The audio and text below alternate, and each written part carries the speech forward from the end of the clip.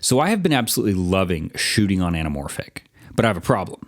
Most of the time, I'm shooting on a mirrorless camera, and most of the time, I'm shooting handheld, and some of that time, I'm shooting whilst walking, which means stabilization is a huge deal for me.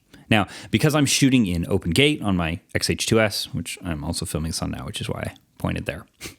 This is the exact setup I took with me to Mount Whitney last year. And when I got all that footage back and started processing it, a lot of it was very unstable, very shaky, a lot of artifacts. Frankly, quite a bit of it was hard to use. Now, that was my first time really putting anamorphic to use in an actual setting, a mountain.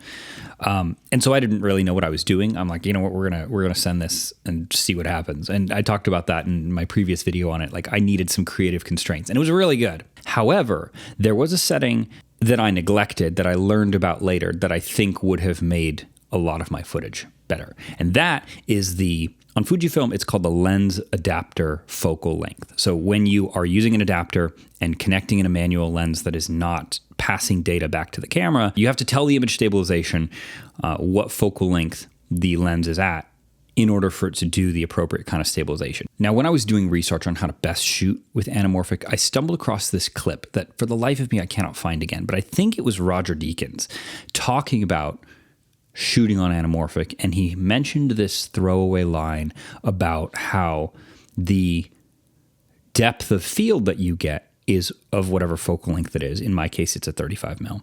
But the field of view that you get it's like a 25 or something like that. I don't remember the exact numbers. I would assume that it correlates directly with the squeeze factor, and I'm not going to do live math in front of people, and I have not calculated this out. But something like if you have a 50, you have the depth of a 50, but you have the field of view of a 35.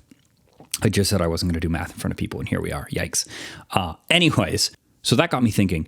When I match the image stabilization focal length to the lens that's actually attached, how much better is the result?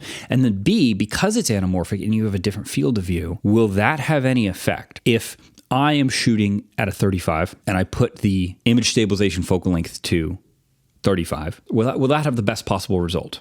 Or because that 35's field of view is wider, would I get a better image stabilization result by, say, putting the stabilization at 24 or 28?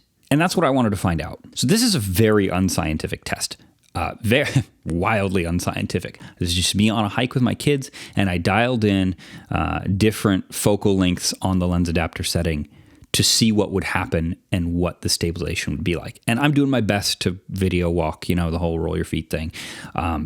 But it's trail. It's not, I didn't repeat the same section. Like I said, very unscientific. I just wanted to see for myself if there was an obvious result or an obvious difference at play. So here are all the clips. The first test I shot was with the lens adapter setting at 24mm. And this one is actually notably worse than the others. And so I have to actually just assume that was just me walking on uneven trail. I think I'm just walking a little less steady. Although, regardless, it's not that good either way. The second test I shot was at 28mm, and it's better, but it's still weird. There's a lot of artifacting going on. Now, the third test is actually at 35mm, which is what the lens is. And yes, spoiler alert, I actually do think this is the best. But I wanted to see what was going to go on. What was the difference in these parameters? And just so I could know with confidence what I'm locking in here. And then finally, I shot it at 50mm. I'm like, well, what actually is happening if I push it over the top? And the 50mm is actually not bad either. I think the 35 is a little bit better. Not that any of these are great. And I think if I were really trying to lock in an important shot, I would need to give it much more care than I'm giving it on this hike. Now, here you can see all four of the clips side by side.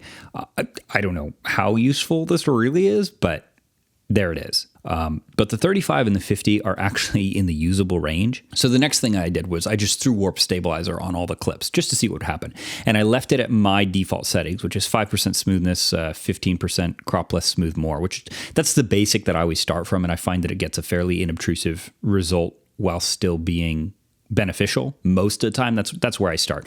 And then I did the detailed analysis, which took forever. And I can only assume because what is the resolution of this video? It's like 6240 by 4160. I mean, there's a lot of pixels, and then they're in 1.5x aspect ratio. It took forever to stabilize them. And then, so I was just going to leave it at default settings, not trying to dial it in to the best potential that it could get to. Is it usable? That's the question that I'm asking myself. Is it usable? Can I get a walking, hiking shot and actually have it not look like a warbled, jumbled mess? That's the end result, the bottom line for me that I'm trying to get to. And the short answer on 35 mil and also on the 50 is like, yeah-ish. I mean, I could probably dial it in and find the perfect settings for anamorphic and then be more intentional about just how smoothly I'm walking when I'm trying to capture one of those shots. Yes, probably is. So my takeaway is that when I'm shooting on a cine lens and I'm going to be hand holding, I've added to my checklist to make sure that I check that lens adapter setting. It's just one of those things that's buried deep in menus and not at the front of my mind. But I do see that there's a benefit in matching it up, which, I mean, obviously, why would it be there if it's not going to do something valuable? I mean, that's not necessarily good logic, but clearly it is helpful. But I needed to actually do that test for myself and see how different the result was. And this is, in a way, encouraging for me because I know that if I'm careful and deliberate with my movements, I can get, say, hiking footage that is within the ballpark of usable so that it feels immersive and present and you're there. Sure, it's a little bit shaky, but it's actually useful because a little bit shaky, okay, cool, you're hiking. Wildly shaky, it's like, why are you showing me this footage? And I want to stay on the good half of that equation, which I can do if I am deliberate about checking those settings and then deliberate about how I actually walk and hold the camera when I'm shooting. And that's good because, frankly, I really, really enjoy shooting on anamorphic. It has been a extremely fun, creatively fulfilling process for me. It makes me feel like a beginner again in the best possible way. And I love that because ultimately I'm filming things because there's a joy in creating and there's a joy in telling stories and there's a joy in capturing the beauty that is around me.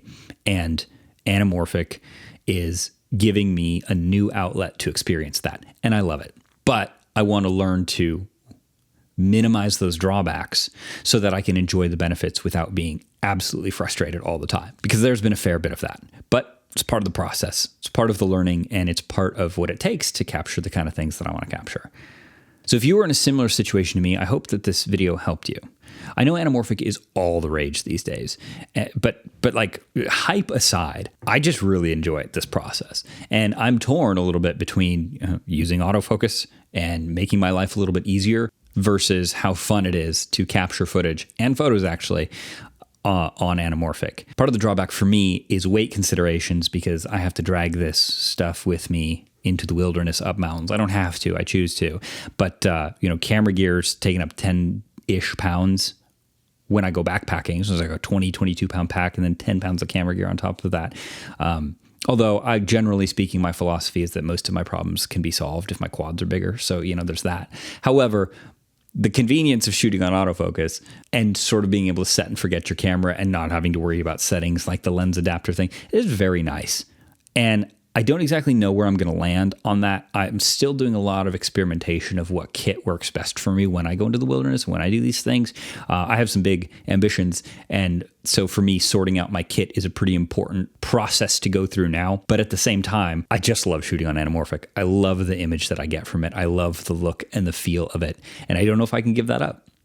Time will tell.